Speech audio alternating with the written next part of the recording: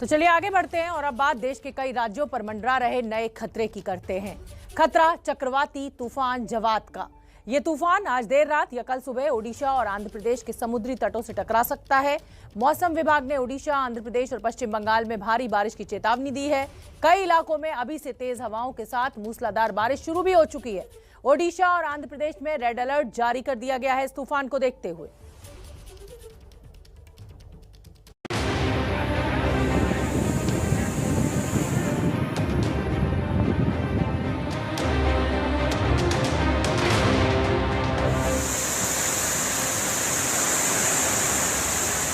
समंदर पूरे उफान पर है।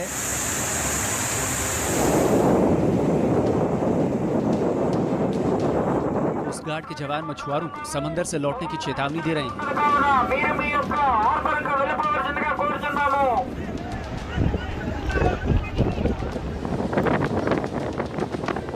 तेज रफ्तार से हवाएं चल रही हैं।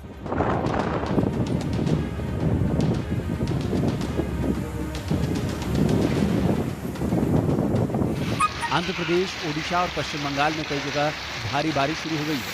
ये सभी तस्वीरें आने वाले खतरे की दस्तक दे रही हैं। खतरा चक्रवात तूफान जवाद का।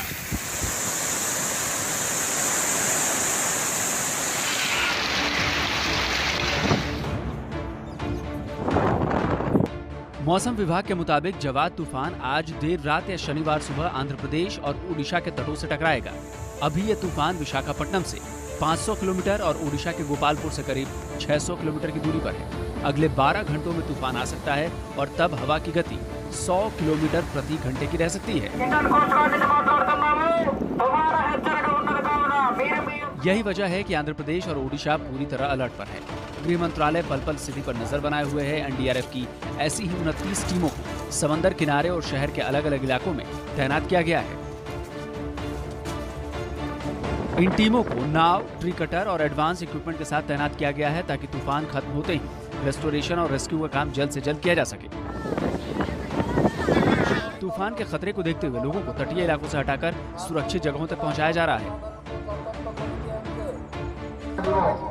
कई इलाकों में तेज बारिश अभी से शुरू हो गई है, इसलिए आज और कल 2 दिन के लिए आंध्र प्रदेश और ओडिशा के कई जिलों में स्कूल और कॉलेज बंद कर दिए गए हैं। कई जिलों में रेड अलर्ट भी जारी किया गया है। ओडिशा के तट पर तूफान के टकराने की आशंका के बीच रेलवे ने अगले 2 दिन के लिए 95 ट्रेनें रद्द कर दी हैं। लोगों को घरों में रहने की सलाह दी गई है क्योंकि जब तूफान समुद्री तट से टकराएगा तब हवा की रफ्तार 100 किलोमीटर प्रति घंटे की रह सकती है। साथ में भारी बारिश का भी अनुमान है, इसलिए सरकार और प्रशासन सावधान रहने की अपील कर रहे हैं। और इसीलिए ओडिशा और आंध्र प्रदेश में रहने वाले लोगों से हमारा एक ही निवेदन कि जवाद से रहें सावधान। तूफान के बारे में और क्या जानकारी है वो हम आपको बताना चाहते हैं। देर रात तक समुद्र तट से ये जवाद तूफान टकराएगा। तूफान की रफ्तार जो है वो 110 किलोमीटर प्रति घंटा तक रहेगी। समुद्र में 5 मीटर तक ऊंची लहरें उठ सकती हैं। आंध्र प्रदेश और ओडिशा के तट से ये जवाद तूफान टकराएगा।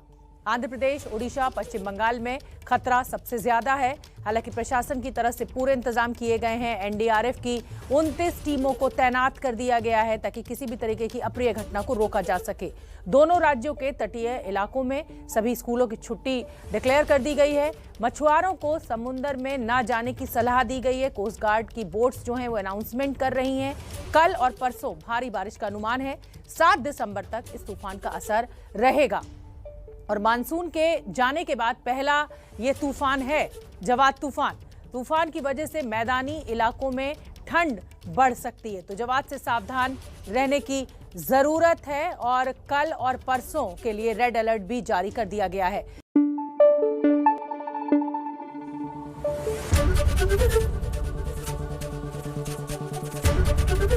एबीपी न्यूज आपको रखे आगे।